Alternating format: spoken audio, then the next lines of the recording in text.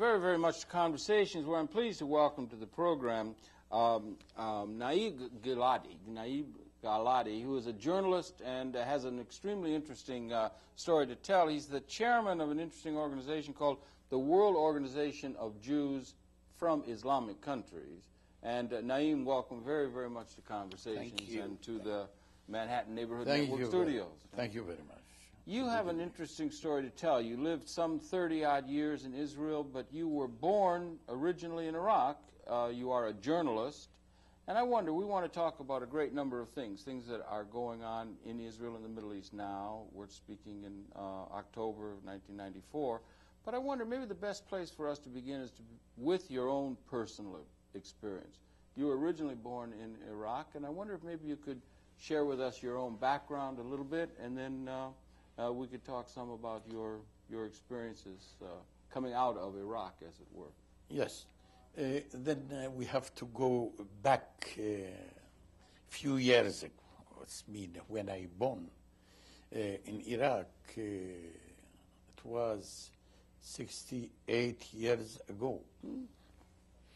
I born for a feudalist family, Jewish, religious. And what my grandfather said, that we are in Iraq more than 2,500 years. Yes. It's mean historical when Nebuchadnezzar, the leader of Babylon, come and destroyed Jerusalem and they take many prisoners, Jewish prisoners from Jerusalem to Babylon. Indeed. Yes, 2,600 years ago. Yes. And we are part of this group that they take prisoners to Babylon. It's not the prisoners, it's to take the people to put them there, to live their freedom. And they've lived there ever since. Or Yes. And these Jews, when they come to Iraq, they start their life, their culture from the beginning. And they build, they product many things. For example, they build like today, like the colleges. At that time, they call it yeshiva. Yeshiva. Yes, but it is not yeshiva like today. No? Today it's just religious. Yes. But at that time, no. Many science, astrology, also accounting, many things. Yes, it was like a college or a university. Yes. And medicine. Yes. Three colleges like that. One Surah, her name is Surah. One Pompadita, and one Nahardea. These go back that many thousands of years? Yes. Okay. It's interesting, And they teach a new cadres of religious leaders and also of community leaders.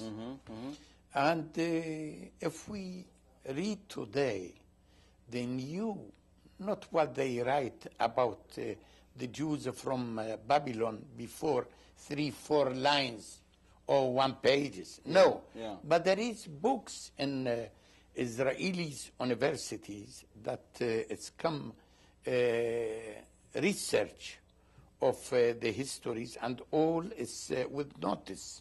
Yes, that it was a very rich period of the history, about 2,500 years of the Jews in Babylon. We just had 200 years in the United States is nothing. 200 years.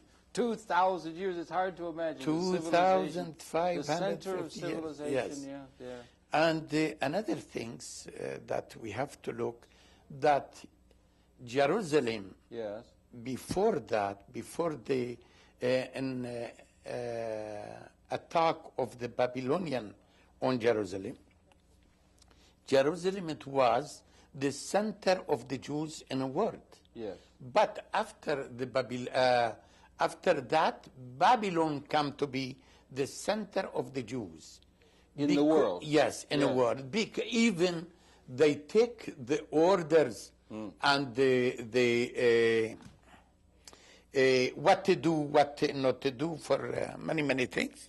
Even the calendar, the Hebrew calendar, for the Jews, is come from Babylon.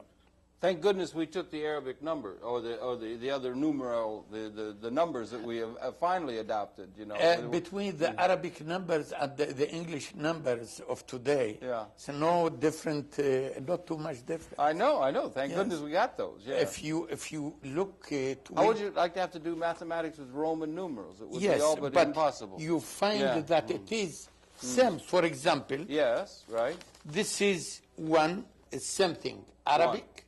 And what we have today. And this is 2 in English. Yes. But this is 2 in Arabic. I see, right. And 3 in Arabic, 3 in English. You see, it's no different. And I can attest to the fact that he is writing out the numbers, and that the numbers, the numerical system that we get and use with the zero, the mathematics that we use, we got from the Arab.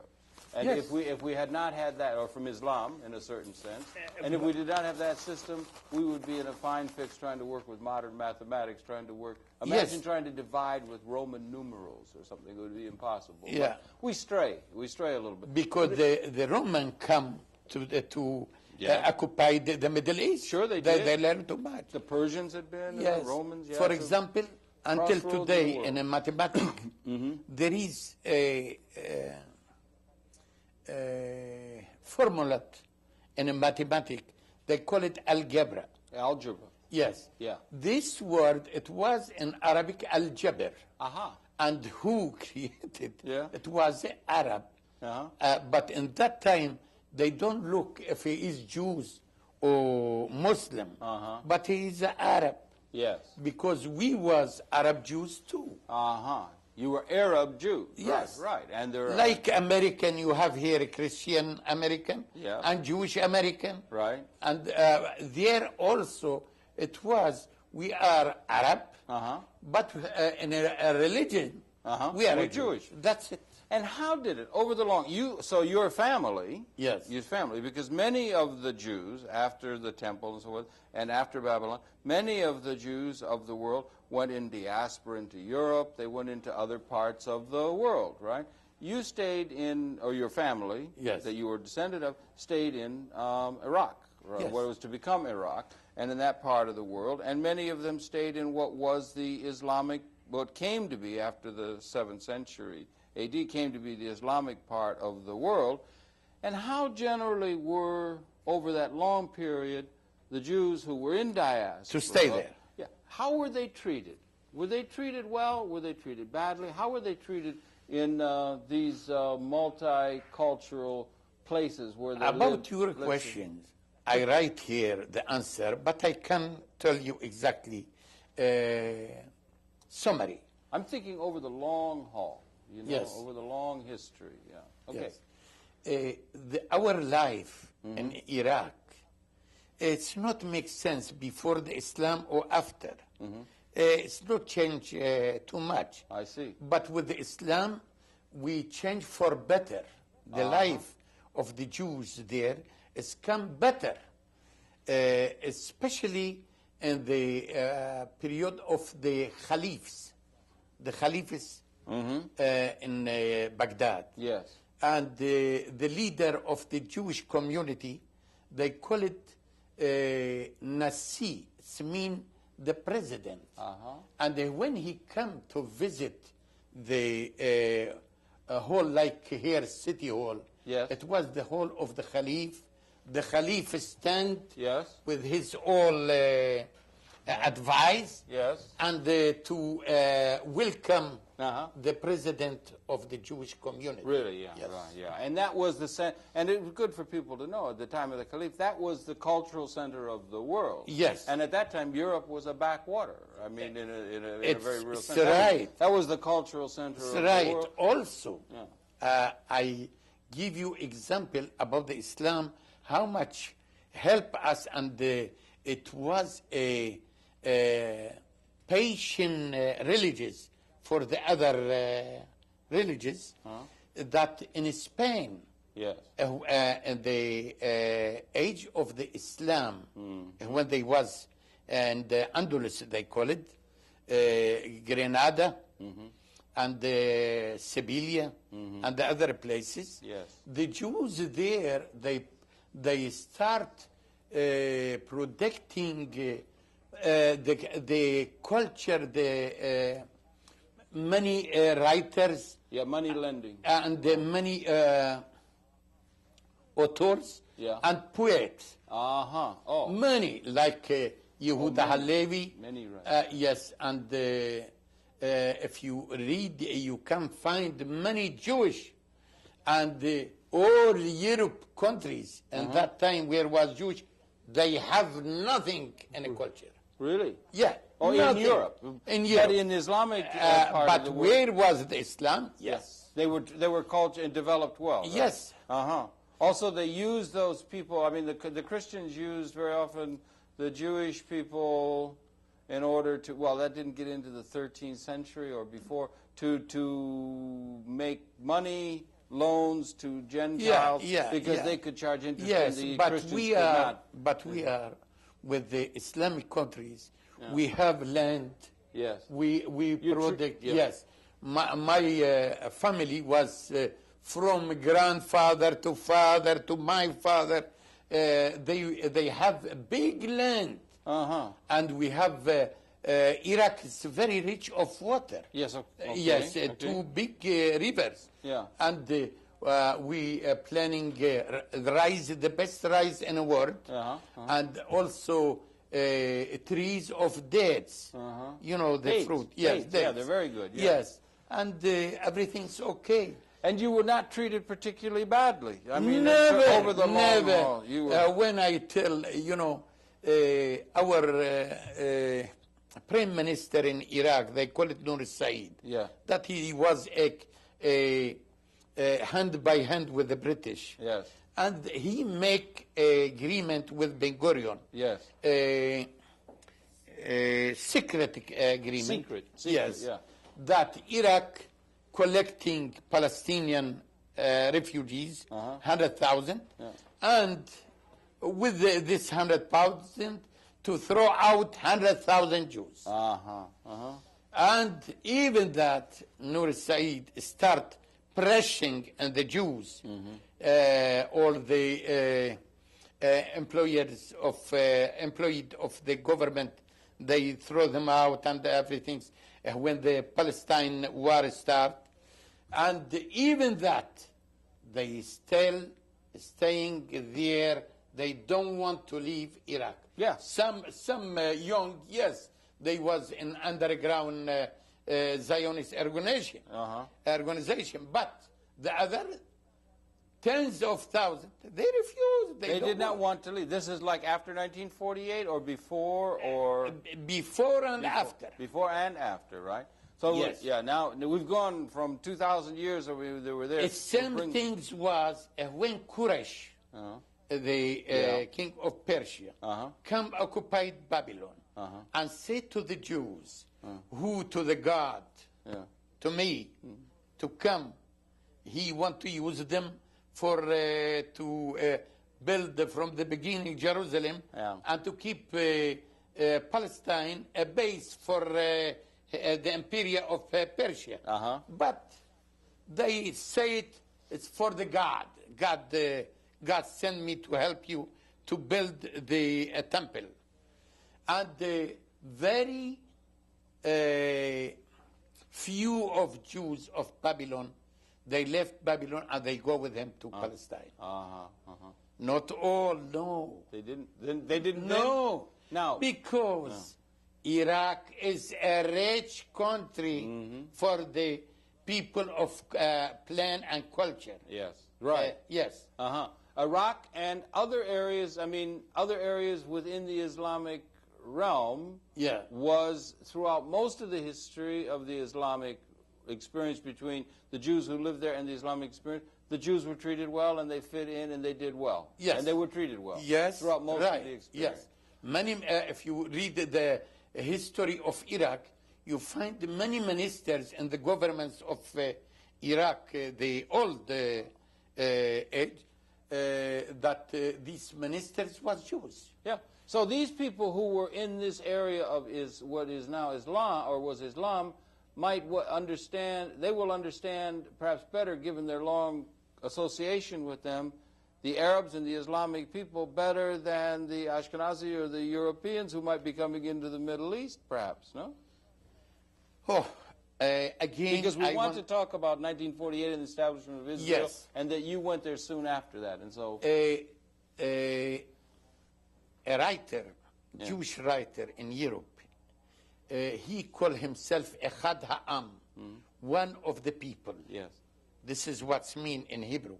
This was his signature. Yeah, nomed. Yes. Plume. And he write a good article in that time when the Jews from Europe, they come to Palestine. Yeah. In the beginning of the 100. And like around 1900, you mean? The turn of the century? They 1910, 1920. Right, okay, they're just starting to come, yeah. And he write the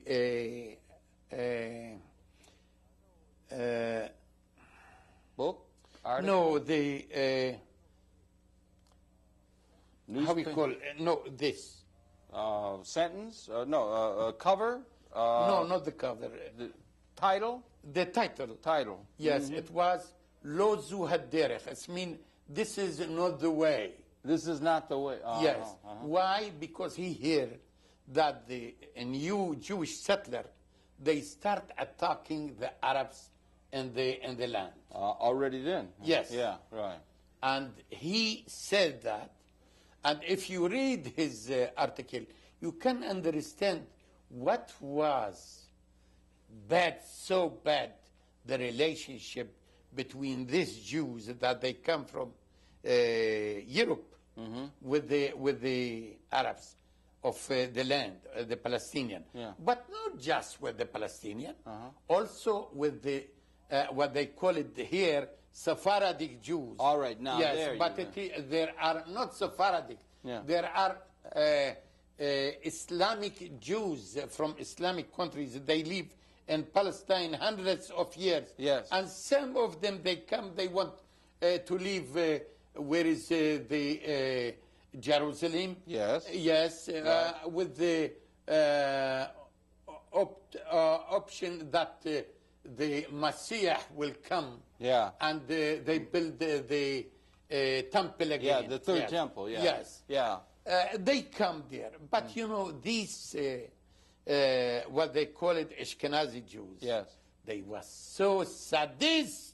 Sadist. Yes. Sadist. Yes. Yeah, really. Yes. Yeah. And there was very bad relation between them and these Jewish of, they call it Sephardic Jews. Yeah, now you make this clear for me, please. Sephardic and Ashkenazi, right? Now, the name Sephardic is not right. all right. Straighten me out. Sephardic in Hebrew is mean from Spain, but we are not from Spain. But why it's come when the Jewish after the Inquisition, Inquisition. yes, in Spain, start, many Jews they left, and also Muslims they left the country. Yes. And they come to the East, especially in the Middle East countries. Yes. Syria, Lebanon, and Morocco, Algeria, all of these. Egypt. And when they come, also many Jews from Europe, they ran away from the anti-Semitism. Yeah. And in these countries, there was two different committees. One is Ashkenazic, and also different temple, different synagogue. One of the Ashkenazi Jews, they call it, at that time they start calling themselves Ashkenazi. And the other Sephardic because they come from Spain. From Spain, right. And because our culture and the Spanish Jews is same culture. Same, all right, yeah. And we pray in some system, some tape. Yeah. Yes. And they call us also Sephardic Jews, but it is not true. What is better expression? Islamic Jews. Islamic Jews. Yes. Right? That's not a term we hear very much. Because we come and we grow and we learn and we get our culture in Islamic countries. And this is the truth. And there also was Spain, it was Islamic. Yeah, well, it was before, after, until 1492. Yes. Yeah, right. And there was a borrowing and a back and forth culture between Islam and the Jewish culture in those countries. There was an exchange of values and cultural values and learning and so forth. And more or less they got along well. Better than do you think, the Jewish people with the Christian community in Europe? Of course. Yes? Of course. We don't know what's mean anti-Semitism. Really? Yes, because a Muslim cannot be anti-Semitist because he is Semitist. Yeah, right. He is a Semitic. Yeah. Yes, we are from same race. Also, it seems like Islam really does. They say they are of the book, so they believe in the scriptures and in the Torah, and these other books are sacred to them, and they seem to hold with that. So there hasn't been that history until the modern expression, and now there's this tremendous problem that exists there, and you have been witness to that because you yourself, I mean, Israel was established as a state in 47, 48, and you, as a young man, went there, and maybe you could share a little bit of your own experience, having lived, 30-odd years in Israel? 30 years. Yeah. Over than 30 years. And you were a journalist and a learned man. Yeah. But before we move to this age, all right. Yes, I have to say what the Islam says. Okay. Don't forget, I have to say that I am a Jewish. You're Jewish, right? Yes. But the Islam said, Ahlul Kitab Ikhwa. What does it mean? Who's have the book, it means the Bible. Yeah. They're Arab brothers. Because the Islam have the Quran and the Christian have the New Testament. And we have the Old Testament. Right. We are brothers. It means nobody can use anything against you if you are a Jewish. And there is many problems with the Jewish was in Arab countries. But because a third side come and make all this trouble. For example, the Magulian. Ben Gurion? No, Magulian. Magulian, I'm sorry. Magul. Yeah. And the Tatar. Mongols and the Tartars. Mongol, yes. Right, okay. And the Tatar. Yeah. All of these, they come occupied. Of course, they do the best that to keep the people under their control. Yeah. Then they keep them one against the other. Yeah. Like the British, what they did in India. Right, yes. right. Yeah. The Sikh against the Muslims and the Muslim against the Sikh. Right. Until then, they were finally converted to Islam. That's it. Yes, right. So that's part of the history again. Yes. Yeah. Now and when you were a young man, you studied journalism, you studied language, you studied, and you became journalist, no? I studied that by myself. It's mean self-learning, how we call it. That's the best. Yes. Yeah. And I start learning that by work. In the beginning, I start sending letters of readers to the many newspaper in Iraq. Yeah, in Iraq and also in Israel. A reaction about any articles. Yeah. And after that, I learned slowly how to build article about some project. How did you and others from Iraq, Jews, Islamic Jews, as you say, come to go to Israel? And what were the circumstances under which you did go to Israel and elected to go there? And what is the reality of the Jews from the Islamic countries going to Israel? And maybe you could address that after 1948 or before. Or just how did that come about? What some was the of them, the old people of the Jews, they go to Israel because they was believing that the third temple will come to building, and the Messiah is come, or Messiah. Messiah, yes. But the the young part of them, they ran away from the army service in Arab countries. And the other, they come by the propaganda of the Zionist organization. One of them I am, because in the beginning I don't know enough, just the pressure of the government of Iraq. Then I see I have no choice just to leave the country. My father was laughing for me. He said, "You crazy. This is our country," about Iraq. But because I don't know that all these problems is organized by the British. I don't know that. Yes. Then I go to the, I join to the Zionist underground organization. And after that I left Iraq illegal to go to Iran, from Iran to Israel. Yes. You joined the underground in Iraq, right? Yes. Yeah, Irgun, was that not Irgun? That wasn't Irgun or Stern Gang or anything of that sort? Or there was an organization there locally, Zionist? I don't go to the army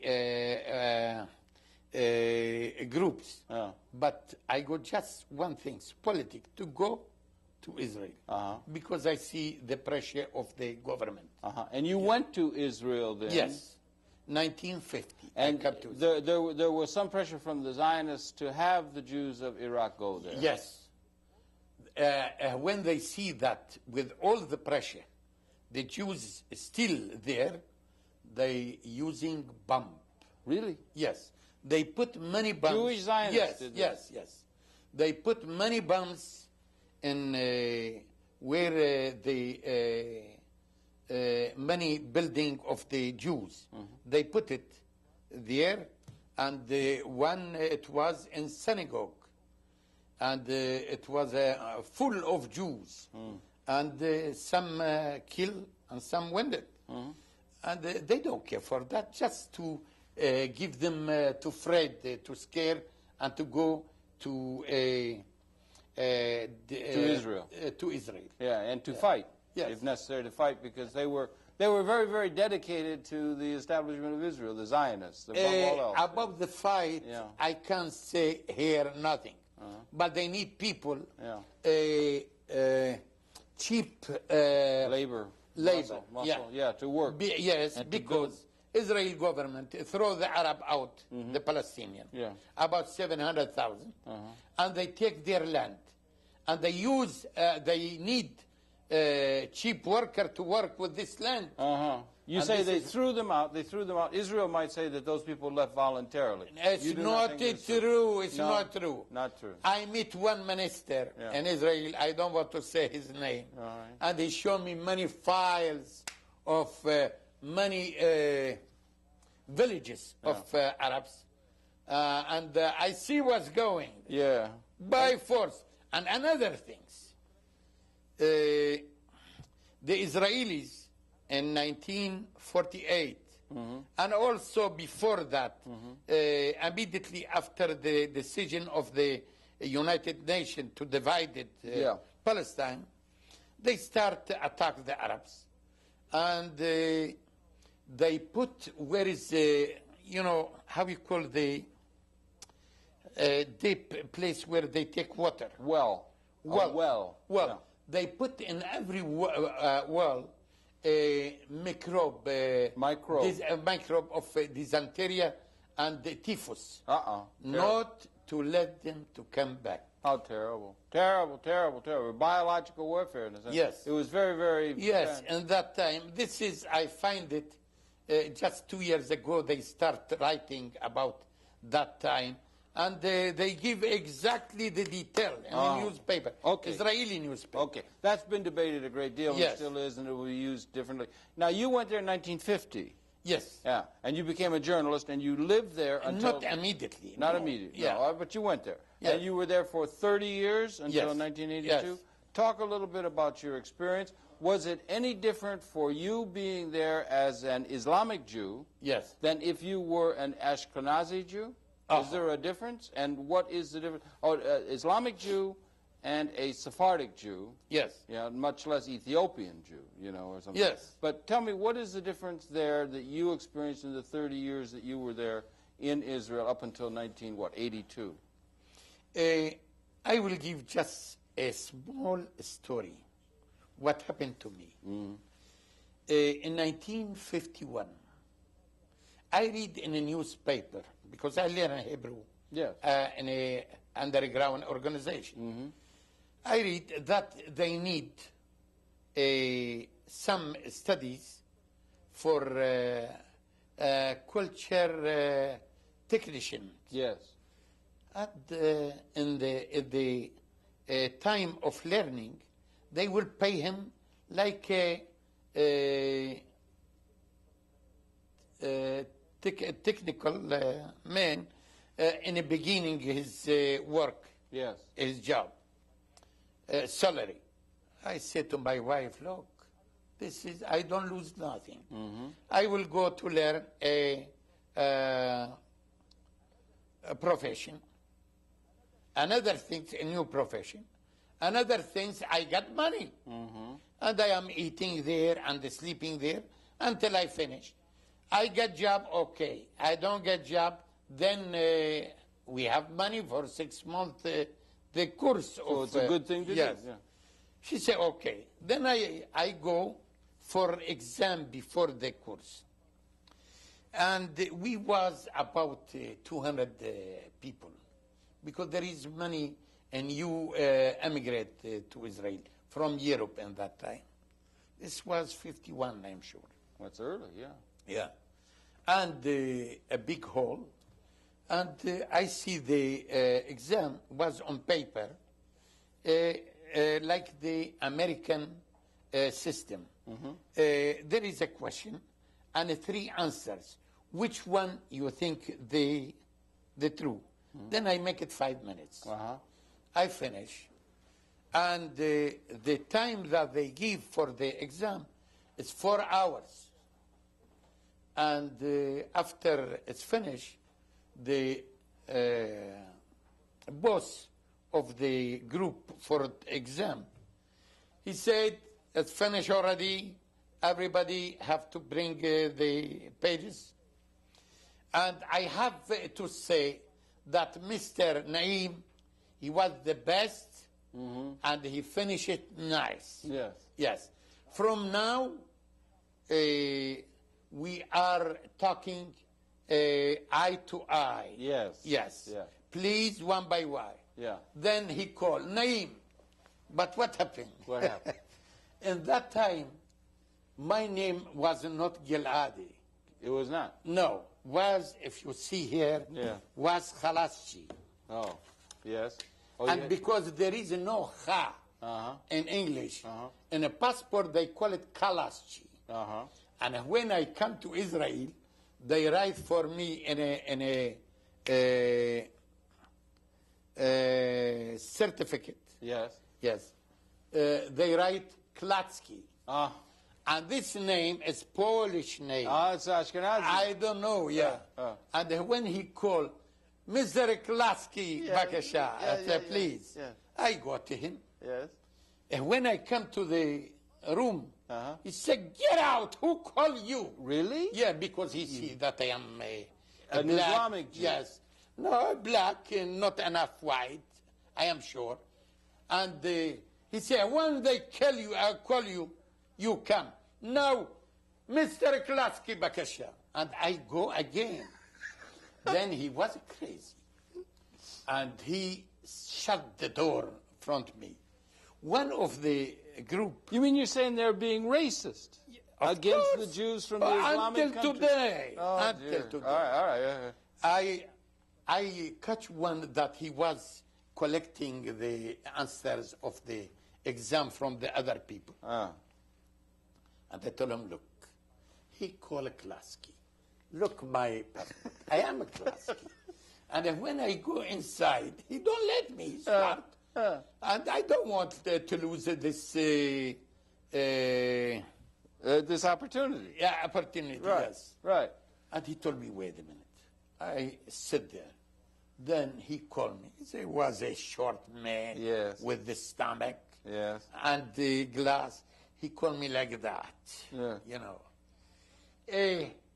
Bohena, come here. Yeah. You are a Polish? I said, no. He said, do you know Yiddish? Yiddish is the language. I was going to ask you, you didn't know Yiddish? No. Did you know Hebrew? Did you know Hebrew Yes. from when you were Yes. young? From Yes. the Yes. shul? Yes. You had gone to temple, you knew Hebrew, right? No, but before I go to Israel, I learned Hebrew. All right. Yes.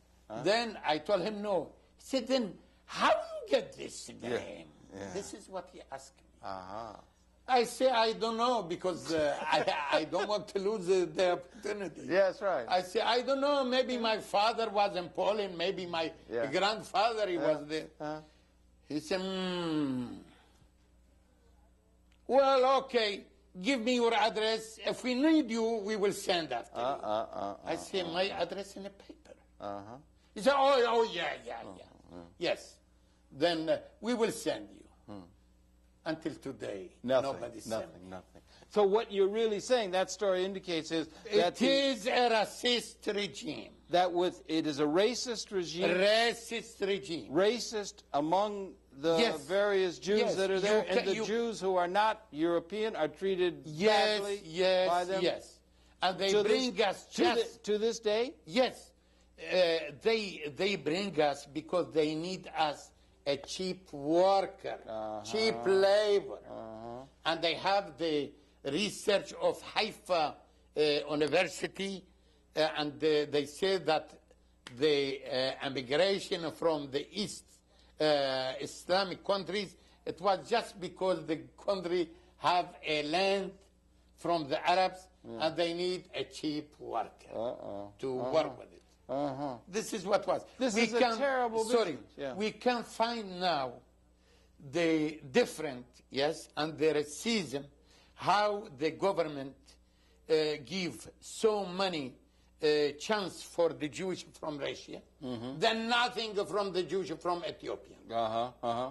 Still. They still practice that. No different, and never will be different. So they have the tradition. They have even though they had been persecuted in the name of racism by the Europeans.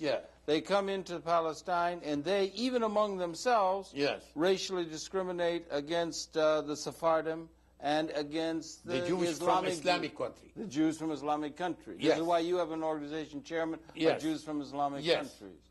And this is the reason was that in 70 start the Jews, the young Jews of the Islamic country, they created the organization that they call it Black Panthers of Israel. Black Panthers of Israel. Of Israel. Now, who are these? These are the Jews from Islamic countries? Yes, and they fight Black Panthers. Black Panthers. And same time that the Black Panthers in United States start at that time. God bless them, right? Yes. And they had this. Was there a connection between those, or just perhaps intellectually, right? But there was sometime some of them they come to visit Angela Davis. Yeah, Angela Davis. Yes, right? God bless in my home. Malcolm X picture in my home it was. Well, and wonderful. Also Angela Davis and the other. Yes, because I saw them that this is the symbolicity of me that they fight against the racism. They were against the racism, just as the blacks in the United States were fighting racism. Yes. The Jews from Islamic countries living in Israel were fighting racism that was being practiced by the Ashkenazi, who is the establishment. Not against the Ashkenazi, against the regime. I know, that's what I say. But the Ashkenazi represented the established forces, and they fought, and they were racist against the Jews from the Islamic countries, and it continues. Yes. So, what is the reaction? Is there a strong reaction among the Sephardim? Where do I see now? Is there a big difference between Sephardim and Jews from Islamic countries? Just in culture and color. Because I've seen many people where the Sephardim gave great support to Likud, I thought. They voted for Likud. Oh, there is a reason for that. And Likud is very right-wing. I tell you why. How I tell you why. Do we explain that? Yes. If you've got Angela Davis and Malcolm X, you're in support of, how could they be supporting? There is a reason for that. I'm confused. Straighten me out.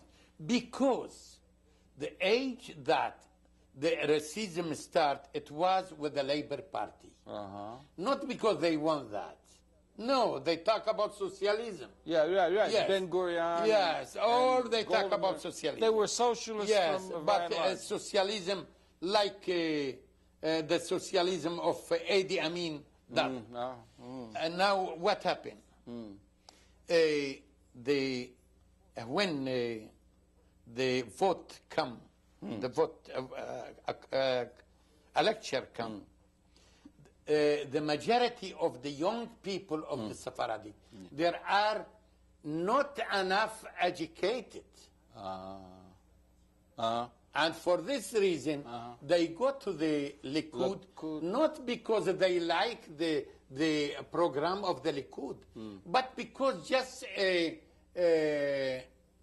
revenge against the Labour Party, they vote for the Likud. Oh, because they were so in opposition Yes, to the Labour. that's it. No more than that. That's really? it. When they see that the Likud is more dirt than the Labour Party, they vote for the Labour Party.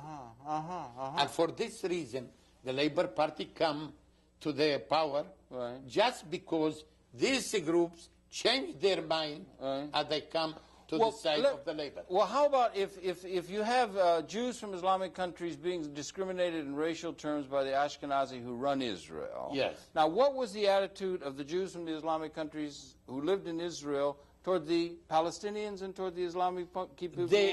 Was there any camaraderie? Was there any, or what was their attitude there? Because Israel as a whole has exerted racism against the Arab and Islamic peoples as a whole.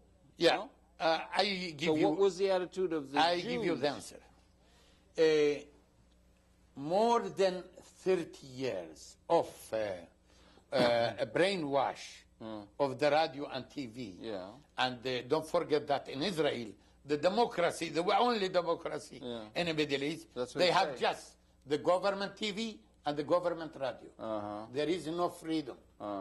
Of press. Right? Yes, of press. And then the brainwash from the morning until evening.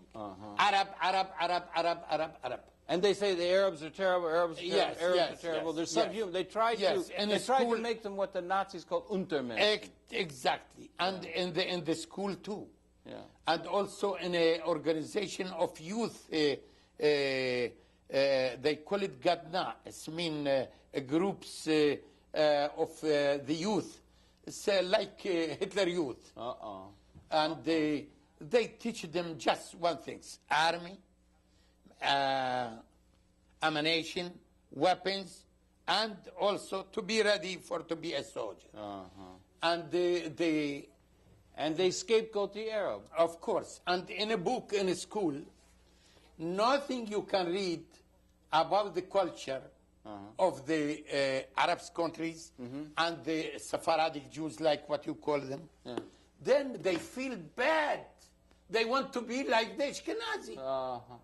They feel inferior. Yes. I see. This is the reason. Yeah, that's the old But even game. that. The old game. Yeah. Even that. When Golda Meir come to the power, Prime Minister, and we start fighting in a frame of Black Panthers, we say in our program that the only way to fight against the racism and to make our life condition better, we have to come to the peace.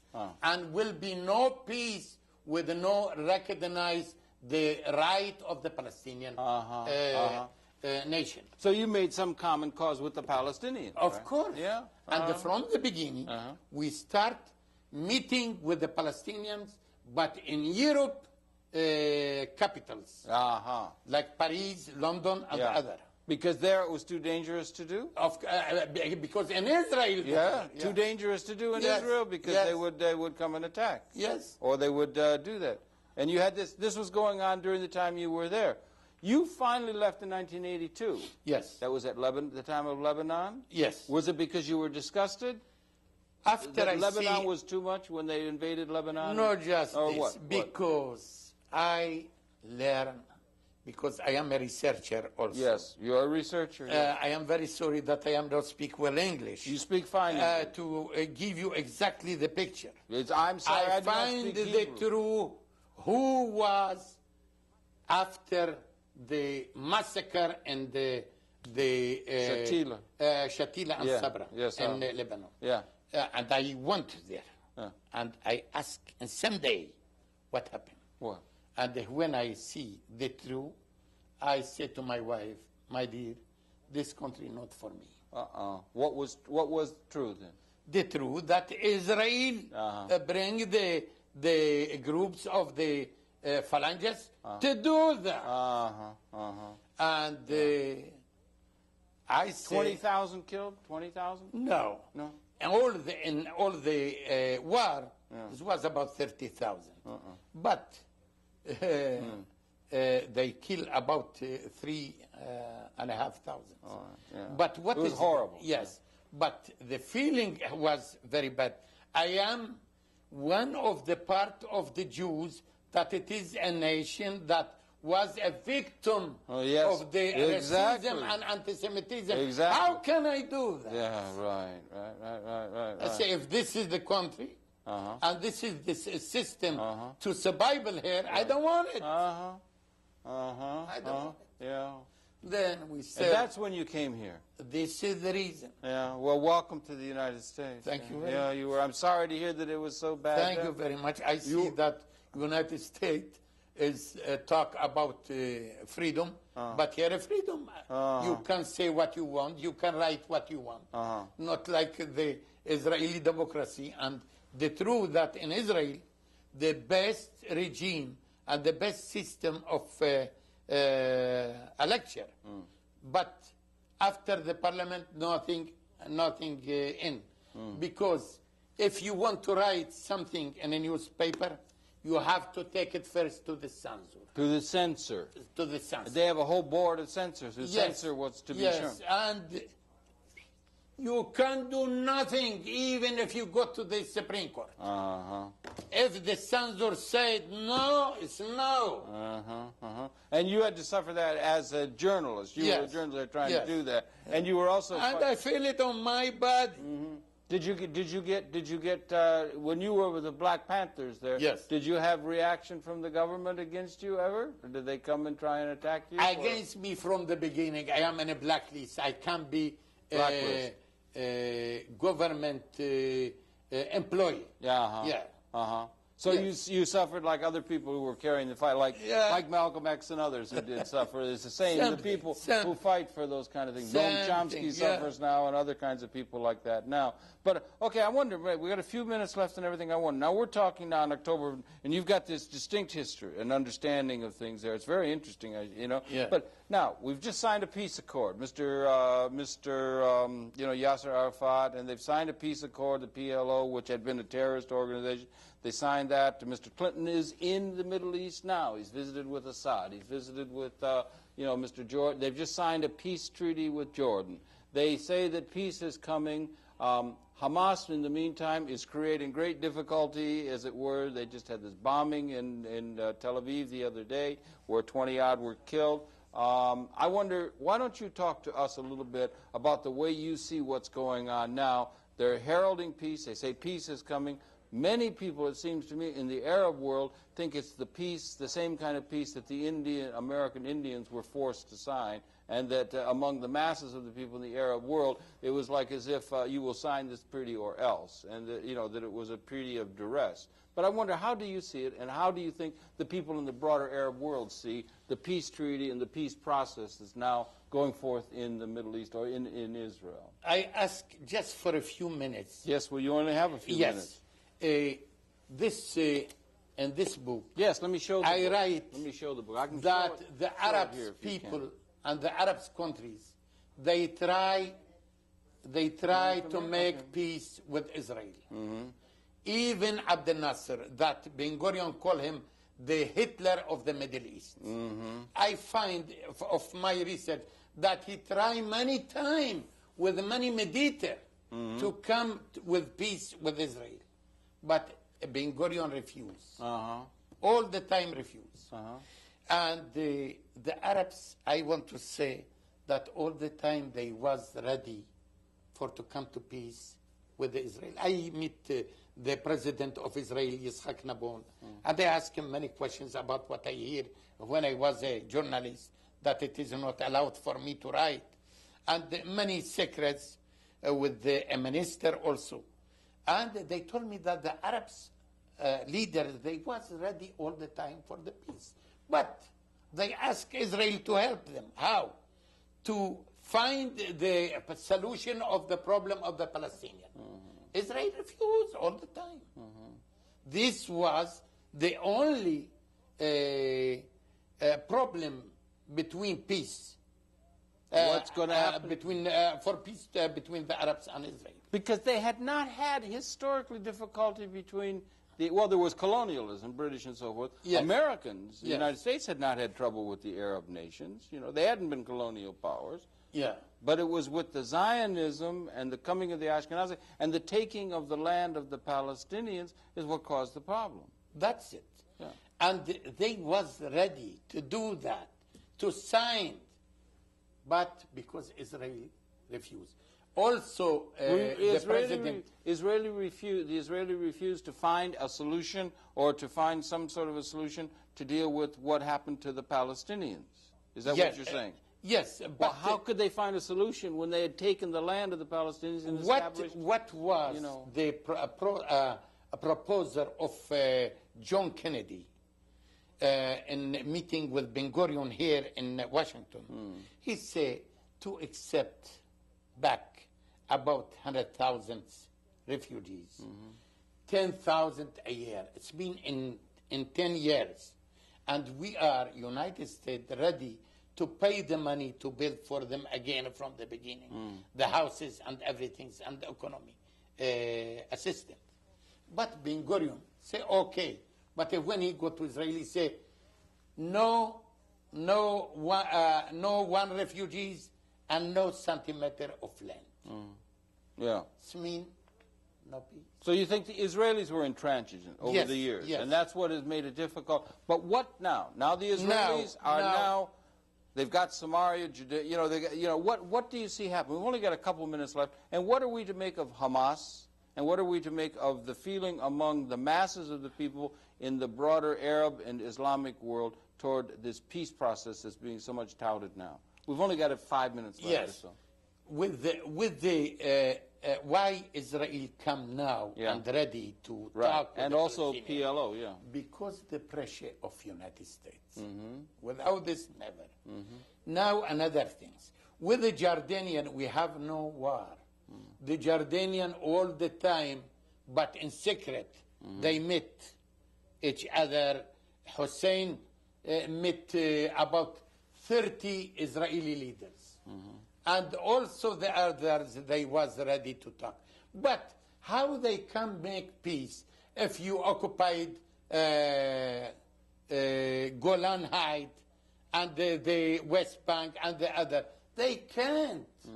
They can't. If you give me back, like the decision of United Nations 242, then no problem. And they say all the time. But they don't want to do that. The Israelis, no, they don't want to do it.